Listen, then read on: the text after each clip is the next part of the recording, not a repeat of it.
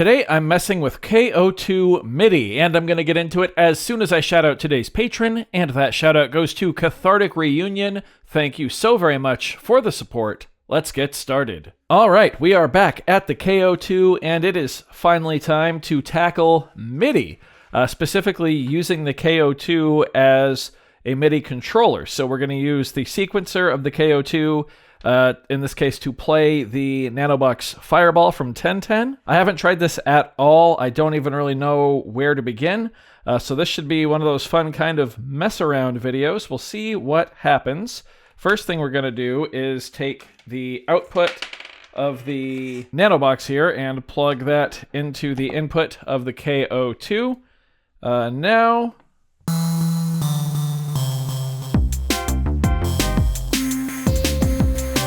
Yeah, now we have a live signal. I'm going to bring the volume down, which is here. Actually, let's do it. Let's do it on the Nanobox instead. This right knob here actually adjusts the input effect, which is distortion right now. So we could just sample it, but we don't want to do that. Instead, we want to use the sequencer to control this. So we're going to need another cable. And kind of keeping in theme here with how I've been using the KOII, I haven't really watched any tutorials on using this thing as a MIDI controller. I watched, I think, a little bit of Cuckoo's master tutorial before I got this, so it's been a long time. So we're going to go MIDI out of the KOII into MIDI in of the Nanobox, and let's just go, how about Shift and Erase for system, MIDI, enter, clock, channel all. Yeah, we'll do all. That's okay. Is there a back? There we go. Oh, there's MIDI through. Wow. That's nice. Clock I'm just going to turn off. We don't really need that. You'll also notice we're using the same project that I used in last Friday's video, which was about taking one pattern and just trying to perform with it, which is just this groove here. And the only sound in group C was just this sound here, and we used that to kind of solo with. So maybe we will use one of these different pads to be our MIDI controller. The one thing I remember from Cuckoo's video was that one pad can be an entire external sequencer, so you have a ton of MIDI flexibility. So let's pick pad 7. We're going to go Shift and Edit to get to sound, I'm guessing? Yes, MIDI. Okay. This is all off the cuff here. Oh, channel right there. Cool. Let's go. What MIDI channel is this thing on? Channel 1. Okay. Channel 1. Okay.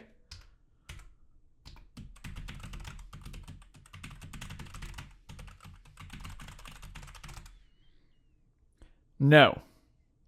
That did not work. Okay, I can't seem to get it to work. I'm not exactly sure why either, because I know the KOII is MIDI type A, but the Nanobox is both A and B. It's auto detect, so it should work with just this TRS cable. Maybe there's something I missed here in MIDI.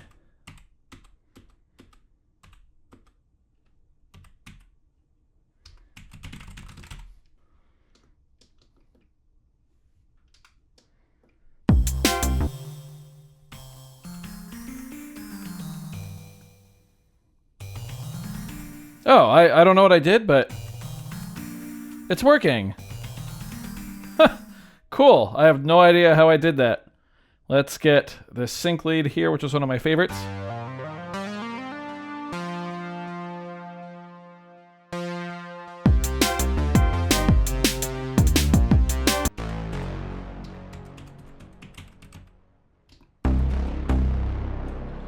Interesting. I'm not sure what's going on here.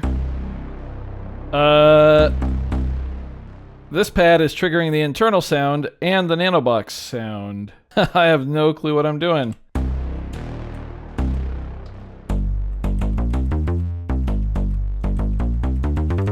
There we go. Weird.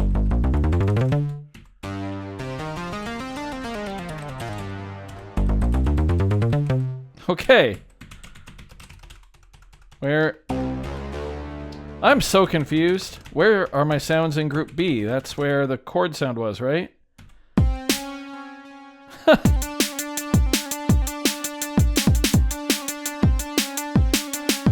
Clearly I'm playing both sounds at once. What the heck is happening here?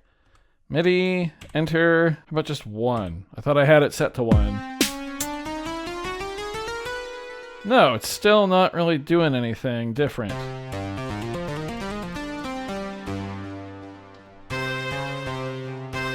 Okay, there's my melody. So I'm still hearing the sounds here. Is this set to like receive on all? I thought it was just channel 1. Yeah, MIDI in channel 1. Okay, now I set to channel 2. There we go. I don't know what was going on there. That was weird.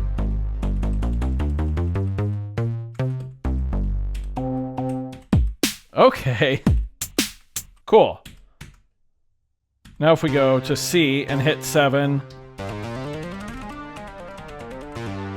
Yeah, okay.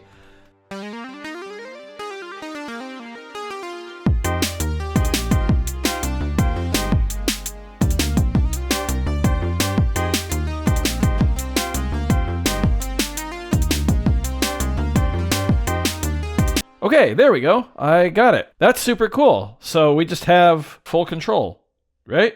Like, can I just sequence this as is? Like 4 bars and I just play something here. Let's actually commit this and go to a new pattern, C4. Yeah.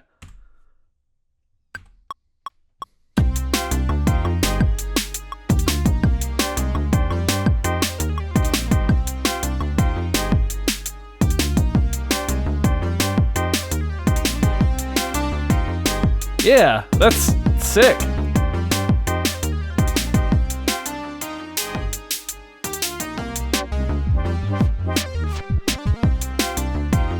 And of course the punch-in effects don't affect this because this is just going into the input.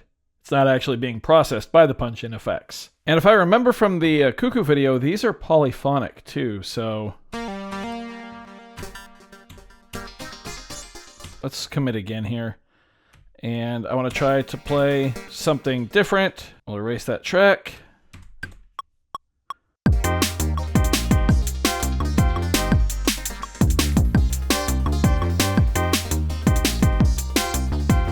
Yeah, it's polyphonic.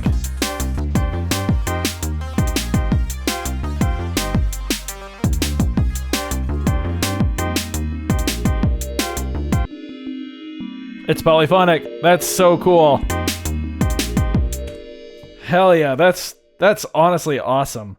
And then you could resample that to a pad and just have it internally as audio on the KO2, and then you could affect it with the punch-in effects. I wonder if it works with sidechaining with the internal kick being the trigger. I know it works with MIDI data, like the kick sends MIDI data, but I don't know if that ducks the incoming audio as well. If it's part of a group, I guess we could find out though. So shift output, sidechain. We want D1 to be the trigger, and then we want it to affect group C.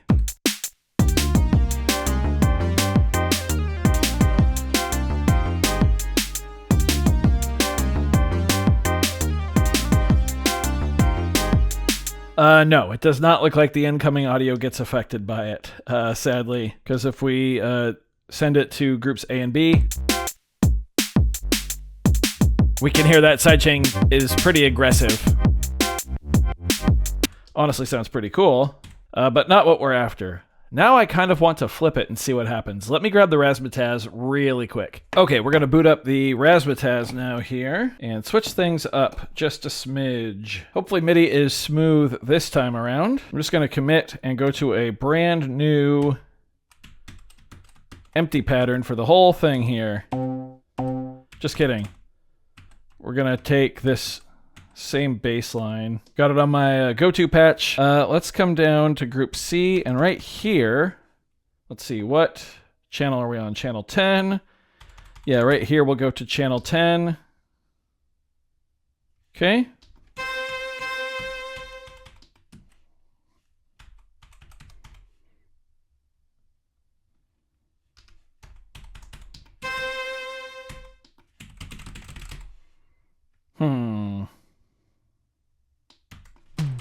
Oh, there we go.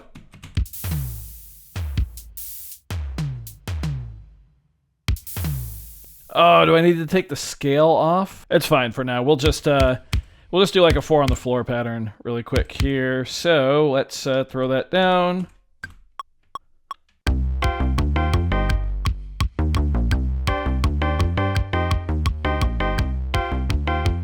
And remember, this kick drum is MIDI. It's coming from right here. Okay, this is pretty sick actually. And because it's polyphonic, you know, we could do something like this even.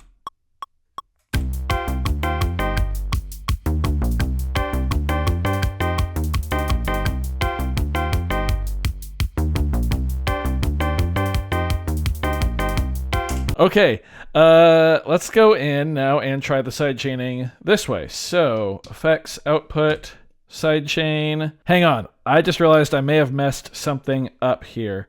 I'm gonna go erase and track 9, and I'm gonna re-put the kick drum in.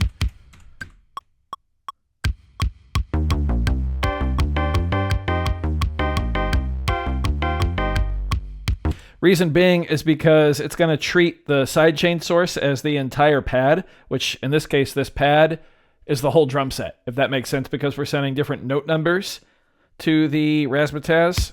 But because we're in keys mode in the eyes of the KO2, it's just this pad right here. That's where the kit is. But to get around that, I think we could put pad 8 on channel 10. Yeah, cool. And then we could switch it over to pad 9. Yeah, so if we turn off keys mode, go to pad 8 and play that. Ooh, let's do some stuff with the 2 of these here.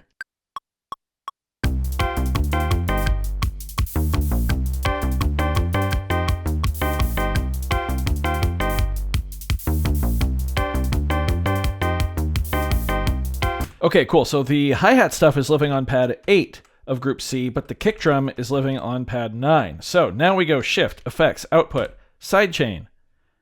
We want to affect groups A, B, yeah, just groups A and B, and we're going to hold C and hit 9, because that's where the kick is. Oh man, it works!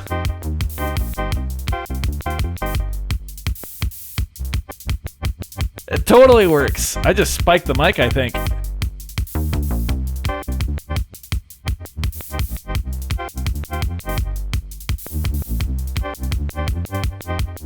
That's sick. And we can do it with the hi-hat.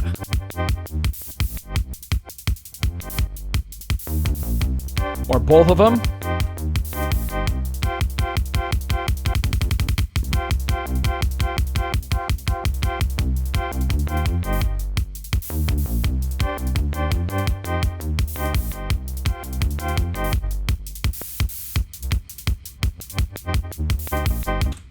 Yeah, that's badass.